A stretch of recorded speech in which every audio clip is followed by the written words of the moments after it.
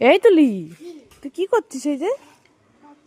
হ্যাঁ, তোকে ঝাড় দিতে কেউ বলেছে? বই পড়ো, শুধু বই পড়ো, ঝাড় ঠাড় দিতে হবে না। তুমি রাখো, ঝাড়টা রাখো। ও তাই, তুমি কাজ করবে? এগুলো শিখে রাখছো তাই?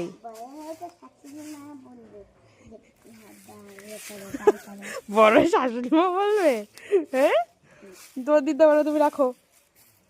তো শিখতে তো হয়।